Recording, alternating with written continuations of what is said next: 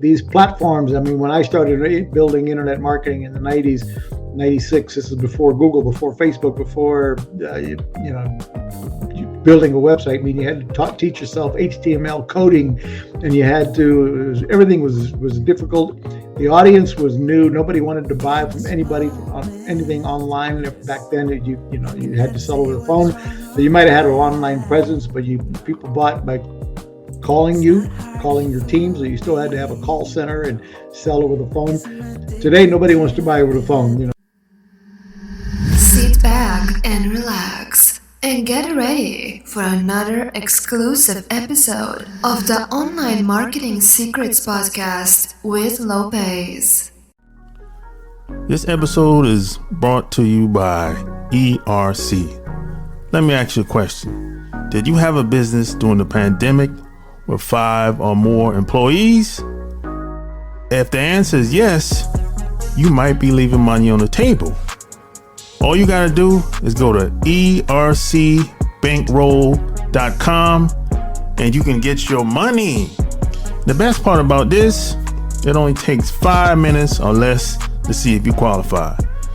Go to ercbankroll.com and put in your name, email address, answer 2 questions, click on the submit button, and you're done. It's that simple. And get your money. So don't wait. Go to ERC Bankroll.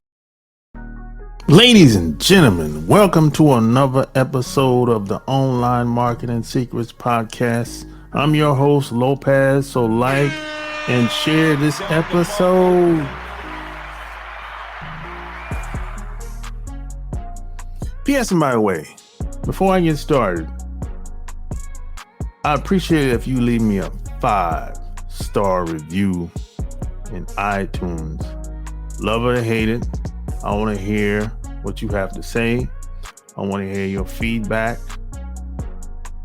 So with that being said, today I have another special guest. My special guest is the founder of marketingboost.com. He's helped business owners worldwide boost sales and scare their businesses tenfold through the use of incentive-based marketing.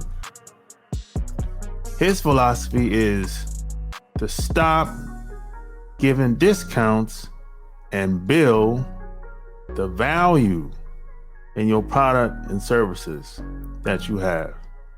He teaches entrepreneurs how to make more sales and market through the use of what he calls value add incentives versus giving discounts.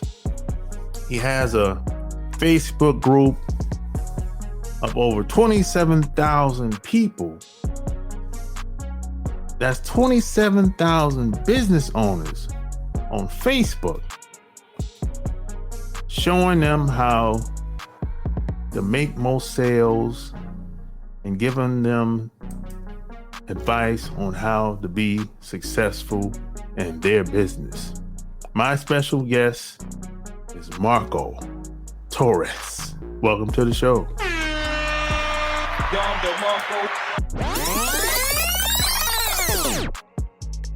So, where you from? I'm originally from San Antonio, Texas. Grew up in Puerto Rico and live in Florida now. But so I'm Mexican descendants. So I'm the only Chicano Rican you're probably ever going to meet. Yeah, that's rare. Yeah. Most Mexicans don't end up growing up in Puerto Rico, so that's an oddity. Yeah. So how'd you get into marketing? Because most people I meet, we don't go to school for it. It's very few. That's rare that I meet someone that actually went to college for marketing. So how'd you get started? That's a great question, actually. I was in the restaurant and nightclub business back in Puerto Rico, and when I first got out of high school, I went to a college for a year and a half and blew it off. As college is not for me. I want to be an entrepreneur. and got into the restaurant business with my older brother, and we opened 5 restaurants in 5 years, and then went on to open a nightclub. And then I, got rid of all of that. I sold out. We sold our restaurants actually to Taco Bell when they came in. They wanted the locations we had in Puerto Rico, and moved to Florida. And I didn't want to have anything to do with the restaurant business anymore. I was totally burnt out on that, and got into sales. And I was in sales, and I realized, I'd rather make 1% on 1,000 salespeople's efforts than 100% of what I can do as a salesman. And I loved sales, and I've always loved sales. One thing most people don't, they're always afraid of being involved in sales, or don't like sales. They claim they don't realize we're all salesmen all the time if you're going to be successful at anything. Anyway, I realized I would rather be making 1% of 100 salespeople than 100% of my own sales efforts. And so I decided I want to be on the other side of the fence here. I want to be in marketing. And I started teaching myself that, and I've always been, you've got to, in my mind, I'm always coaching everybody who follows me is stay relevant, stay learning, stay coaching yourself on what's going on. And to me, marketing became the whole lot more fun part of the mix, because you're involved in sales and marketing. I would have to create the marketing campaigns and everything else, and then I'd have to go teach the salespeople to sell the leads that I was generating, because, of course, salespeople always say, "Oh, the sales leads, these leads suck." So you got to find ways to make sure you're teaching your salespeople to be able to properly sell the leads you're generating, and on and on and on. So my career has been involved in marketing now. I've probably generated over $1 billion in sales in my career from the marketing side since I got involved in marketing in the mid-'90s. I became an internet marketer in 1996. So how was the restaurant business? Because at one point I thought about getting into that, but somebody told me, I don't think it's for you, bro. So how was that, the restaurant business? I know it's just going to restaurants. And I could imagine, I see all the missing, all the you got the waiters, you got the bartender, you got the people in the back. There's a lot of moving pieces. So I thought. A lot of moving pieces. At the beginning, I loved it, and for many years. And really, it was all I knew, right? I started at, 20 years old or whatever, 19, 20. And I loved it. There's a lot of work, and there's a lot of moving parts, as you're describing. And over the years, though, what burnt out on it for me was very low margins, and you've got to be very hands-on, because everybody wants to steal from you. You've got, it's in the industry, you realize that every time you hire a new employee, you can expect to lose a little bit of everything. If you're in a full-service restaurant and you hire a new employee, you can almost expect to lose 6 of all of your silverware, 6 sets of your glasses, 6 sets of plates and stuff. You're going to lose. Your staff is trying to take cash from the till if they can. And of course you're trying to hire the right people, but I'm just talking about in generalities here, and that if you're not watching your business, if you're not there hands-on all the freaking time, there's somebody taking steaks out the back door when they throw out the trash, from the kitchen. The dishwasher you hired is everybody's trying to, figuring you're making too much money and they feel like they deserve a piece of the pie. So it's just, and then your clients are trying to get over on you as well, and so you got to love people. You really have to love people being in the restaurant business. And I kind of, and I do love people, but the restaurant business almost burned me out completely on loving serving people. I started to really burn out on it and said, never again am I doing the restaurant business, so that I can. And now what I love about being an entrepreneur is one of the things I love about it is being able to choose my clients. And so in the marketing world that I'm in, I've fired clients before and said, we're not a good fit. We're not a good match. I don't want to work with you. You should find somebody else to, et cetera. And you can't quite do that in the restaurant business, but you can in others. So yeah. And then you go to the nightclub. Oh man, now that's a tough business. That was a time of my life. It's fun, and one side of it's fun, But the other side is like, oh my God. Yeah, it can get. It's a young man's job too. Yeah. That was a young man. I was 23. Yeah. From 23 to 28, I owned a nightclub, and live bands, and flying into Fort Lauderdale to recruit the bands, bringing them down to Puerto Rico and the Virgin Islands, and setting them up on kind of a tour so that I could save money on reselling the band, so to speak, through the Caribbean. And I had live entertainment and the live bands and the bar and the bartenders and oh man, it was awesome. The clients, young guy, and you can only imagine the lifestyle that I had. And I made a lot of money with that nightclub too. Oh, so yeah. I heard about it. But we would close at 7 a.m. and it was like, whoa, that's so again, that's why I say it's a young man's job, because after a while that can get old, dealing with the drunks and everything. Yeah. So how was that transition from nightclubs to sales? What was the link in between? When I moved to Florida with my family, by this time I had a wife and a couple of kid on the way, and get to Florida, and I'm like, I don't want to be in the restaurant business, and I didn't have a college career, and I'm like, didn't have a college degree rather. So I'm like, my options are, let's take a look at what pays the most. And then the more I studied it, salespeople can make as much as doctors and lawyers if you're good. And I figured, I can do that. And so I got into sales and realized I could, and again, it wasn't a natural thing. You had to learn, you had to study, I was a student of Zig Ziglar and every other, Brian Tracy and you name it, every other business trainer, sales coach, trainer on how to improve the process of discovery and making sure that and overcoming objections and closing the sale. And so there's those techniques, they still work today. There's updates in how people buy nowadays, but at the end of the day, it's can you make sure that they like and trust you.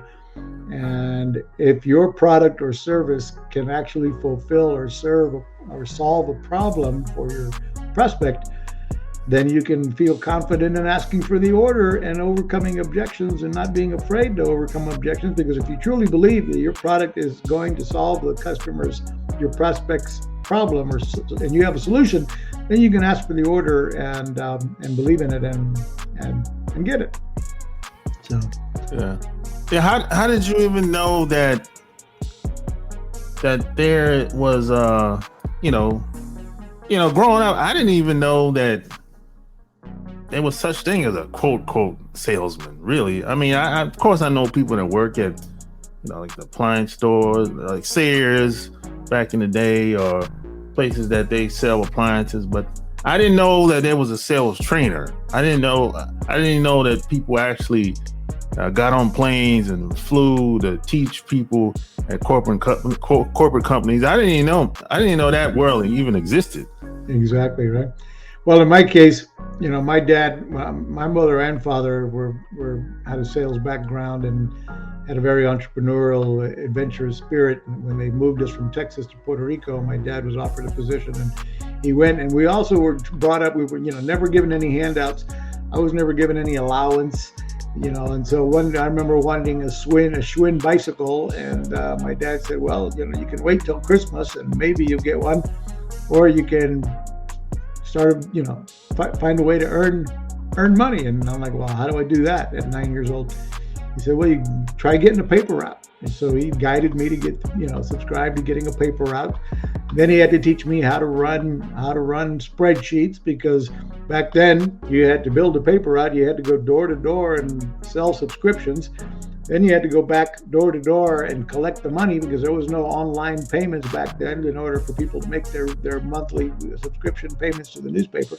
So I had to deliver the papers, sell the subscriptions, go back door to door to collect the money they owed me, make the payment to the newspaper and keep my share. And it was like running a real business with spreadsheets and managing, so on. And by the time I was 12 years old, I had built the biggest paper route that the newspaper had ever seen. I was featured on the front page of the newspaper, and realized that, and my dad was feeding me books like, here, a young guy, 10 years old now, I'm reading How to Win Friends and Influence People by Napoleon Hill. He's giving me, you want to learn how to sell more subscriptions? Here's the first book from Zig Ziglar. And so the books I've read all through my life have always been, I've never really had any interest in reading anything other than self-help books that had to do with either teaching me sales skills, marketing skills, something that was always feeding my brain to get better at my craft versus, reading not, fiction or history or anything else. Not, the majority of everything I've ever read has been self-help books, and I recommend others do the same. Yeah. Study the, try to emulate somebody else's success. Don't reinvent the wheel. If somebody else has got what you want, ask how did they get there? What did they do to get there? Did they write books on it? Read those books, follow them, and try to cheat on some of the processes. In other words, don't try to learn the hard way with all the falling down and having to get back up all the time. You want to try to skip some of the mistakes by following what others have done before you. Yeah, that's good, man. You see, someone taught you early as a kid. Most of us, we don't get it at that age. I started learning when I was in the late 20s. So the earlier the better. That's what I always say. And any parents out there, nowadays it's hard to get people to read anything, but reading, versus watching. But even if it's YouTube, get people watching the right stuff and guide them to watch things that are going to help them improve their social skills on how to communicate, which is going to help them no matter what they do. Whether, how to win friends and influence people, for example, Napoleon Hill, classic old, book. And what did he do to write that book? He interviewed millionaires all over the country and wanted to follow them. And what he learned from them, he wrote the book, How to Win Friends and Influence People. So, of course, he ended up broke, but anyway. Yeah, that came out. I heard about that like 2 years ago. Yeah. That's hilarious. Stuff does happen to all of us, so you got to try to stay ahead of that curve too. Oh yeah, money's like a ball. It goes up and down. Because before I started making just a little bit of money, in my mind, I thought, hey, once I start making a whole lot of money, I'm set for life. No, it doesn't work like that. Yeah. It doesn't. Everyone has some type of financial challenge, whether you're making a lot of money or a little bit of money. Mm-hmm. I was kind of in a fantasy world. Yeah. So you've been around long enough to see the marketplace change from the 90s all the way up to now. So do you think it's easier today to start and start a business versus like the 90s and the way things used to be before social media? I honestly believe today that there's never been a better time to be an online or to be an entrepreneur in general, especially an online entrepreneur. Whether you're doing a brick and mortar or online business, the tools available, the softwares available are so affordable and so robust that building a business today, having the CRM platforms that, to be able to communicate with your clients via email, text message, voicemail broadcasting, the tools available to build a website, a sales funnel, these platforms. I mean, when I started building internet marketing in the 90s, 96, this is before Google, before Facebook, before,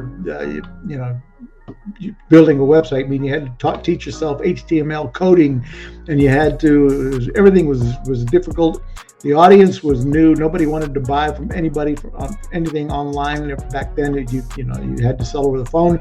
So you might have had an online presence, but people bought by calling your team. So you still had to have a call center and sell over the phone. Today, nobody wants to buy over the phone. You better have an online, click and buy online. And so, but the tools are there. And of course, there's more competition than ever. Everybody's, working from home, and many people have all kinds of, side gigs or what have you. But you've also got the tools and the ability and the social media platforms to begin to build your audience, build your brand, market yourself in ways that never existed just a few years ago. So it's more accessible, not easy. Yeah. Most people starting a business will fail, but those have been the stats forever. Businesses that start, most fail in the first year.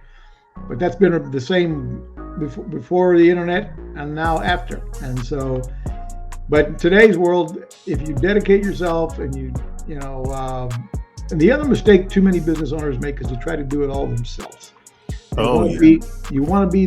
You're trying to do everything yourself. You want to be your own webmaster. You want to be your own everything.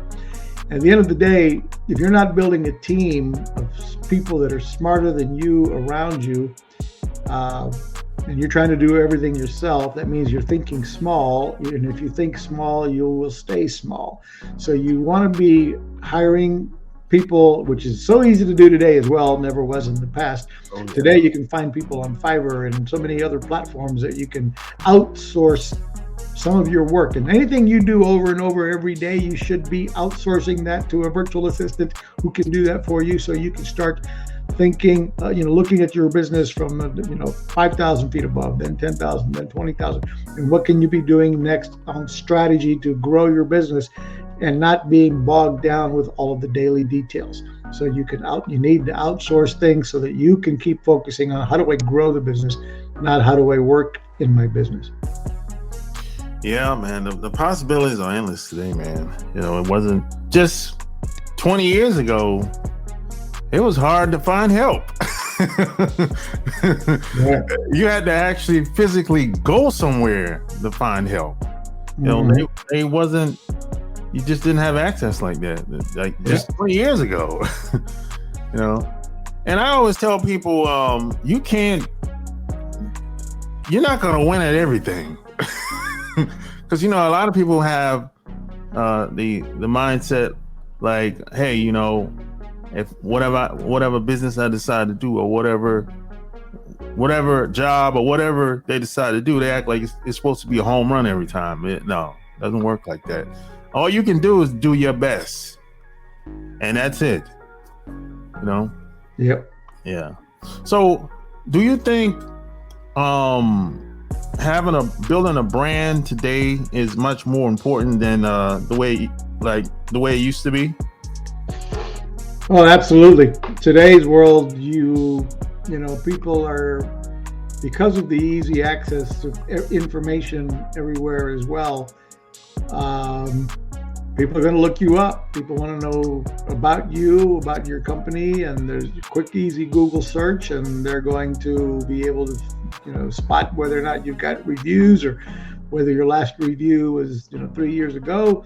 So you need to be building your brand. You need to be working on your brand. You need to be soliciting reviews. You need to be soliciting video testimonials. Which is one of the things that we did. That's how Marketing Boost was born. The whole business that I operate today, one of the businesses I'm most excited about is Marketing Boost. And that was built because we wanted more video testimonials for one of our travel websites. And we ended up generating now over 30,000 video testimonials for one of our travel websites alone, on more than any other travel site in the world. And it was, with this a process that we set up that I now teach members to do in the Marketing Boost community, where you can use incentives to help get video testimonials, which is what ended up happening with Marketing Boost. So how do you, well, first off, what are incentives, just in case somebody doesn't know? Well, that's a good question. Thanks. So Marketing Boost, what we do is we provide the wow, surprise, and delight factor. We provide travel incentives on a subscription model. So you join Marketing Boost, you pay a small subscription fee, and it gives you access to our amazing travel incentives that you can use to grow your business. So we provide complimentary hotel stays from 3 to 7 night stays in 130 destinations around the world, like Orlando, Las Vegas, 30 U.S. destinations, places like 7 nights in Phuket, Thailand, 5 nights in Hawaii, 5 nights in Cancun, 4 nights in Cabo San Lucas, 5 nights in Punta Cana, Dominican Republic. So we've got all these sexy, destinations that, as a subscriber to Marketing Boost, you can give these incentives to your clients to use them at trade shows, trade show giveaways. Use them as your customer draw card to add value to whatever your call to action is.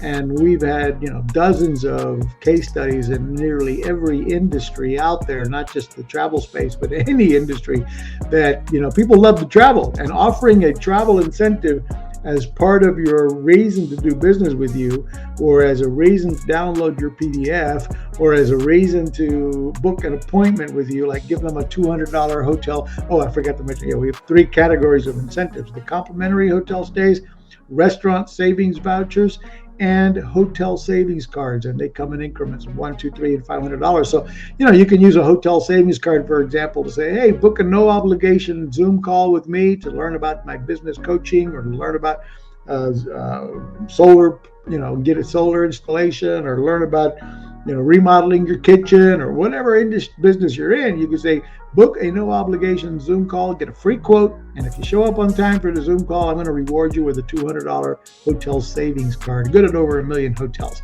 So now the incentive helps you book more appointments, and solves another problem, helps more people actually show up on time for that appointment they booked. So you eliminate those no-shows that your sales staff is always, or you or your sales team end up with nobody to talk to because somebody didn't show up. So these rewards help people show up on time. If you're speaking to more people, you're closing more sales. So those are just some examples of how the Marketing Boost incentives can be used to acquire more leads, close more sales, etc. And a lot of businesses out there, you don't mind me keep on going, Lopez. Yeah. One of the things business owners don't even realize, they're like, how would I use incentives? I don't get it. Or they don't even understand what I mean by an incentive. Okay, obviously I talked about the travel, but here's an incentive everybody will recognize. We all bought into Amazon Prime. Almost all of us did, right? Why? When he launched Amazon Prime, Jeff Bezos, one of the most successful businesses in the world, he launched it, 10, 12 years ago. Back when he launched it, people weren't even into streaming video. But what did we want? The incentive was free shipping. Pay $99 a year and get the bonus. The incentive was free shipping. Then you found out, oh, by the way, they have videos and all this other content we can learn to stream, which was new back then. Today, it's, we all stream video. But the point being was we wanted that free shipping, and then now he built the biggest, most loyal community in the world of everybody shopping on Amazon. McDonald's is another example. They've got the Happy Meal. They get parents pulling into McDonald's over other fast foods so they can get the burger, the soda, the snack, and the free toy in the Happy Meal. And they generate billions of additional revenue every year because parents are selecting McDonald's over others thanks to the Happy Meal. And so what is your Happy Meal? That's what Marketing Boost provides, just to, not for give another little plug to my company, but we help provide business owners with the adult Happy Meal, something that can help you take your clients, take their eye off of focusing on the price, and instead focusing on your prize and your benefit, your value stack. And we really strongly recommend people don't discount, add value, and there's a whole lot more ways than one than just using incentives, but work on adding more value versus discounting, so you're not giving away your profit lines and you can grow your business successfully. Great. So I know you meet people all the time, and they'll say, hey Marco, hey, I got this product. How do I want to get it out there? I mean, how do I sell it? What do you say to them? Well, that's a good question. In other words, if you got a product, you want to sell it. You need some test clients. You need to build some credibility around it. Give it, sell it. At the beginning, you might need to give some of certain clients a discounted price out of the gate, because you need to build that social proof. So even if it's offering it free at the beginning as part of your cost of doing business, you may have to do that because you need to have people vouching for you. You need to build that brand. You need to show that you're the authority and the expert. And it's going to be harder to sell something if you can't show that others have used it. And nobody wants to be the first one to jump in the pool and see if it's too cold or not. So when the pool's full of people and you're not afraid to jump in. So you want to have some people that have used your product and service, giving you some, and you've solicited some reviews and some visual, some testimonials. And of course, not everybody believes all the testimonials, and that's why I even strongly recommend you want to try to get video reviews, because it's hard to rely on video. I mean, it's hard to get, you can't post your own fake video reviews. So, yep. So that's one of the strategies I would say out of the gate is do what you got to do to get a number of your first clients down, offering it, even as offering your product or service to test it in the real world, and then you can start putting a price on it and seeing what people are willing to pay for it, etc. So who's your ideal prospect? Who are some businesses that you usually work with? Well, our company, we work with thousands of entrepreneurs around the globe. Our Facebook group alone has over 30,000 entrepreneurs in the Marketing Boost Facebook group. And they are literally all types of, mostly small business owners, 10 employees or less. They are everything from multi-level marketing companies, insurance agents, realtors, mortgage brokers, online business coaches. We've got everything from, then we do have brick and mortar businesses, photographers, wedding photographers. We've got obviously hundreds of travel agents that use our service. We've got authors, book writers. I mean, you name it. It's really everything. I've got companies, home improvement companies, solar companies, because anybody that's trying to essentially meet and B2C or B2B industries, we have found that these travel incentives can work very effectively to do anything from getting more appointments booked, getting people to show up, closing more sales right online with adding the additional value in your sales funnel and in your value stack. I've had people, everything from windshield. One guy generated over $1 million in additional revenue.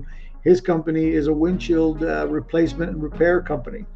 And what they do, they were in the habit of having to give people cash rebates to compete with everybody else in their marketplaces.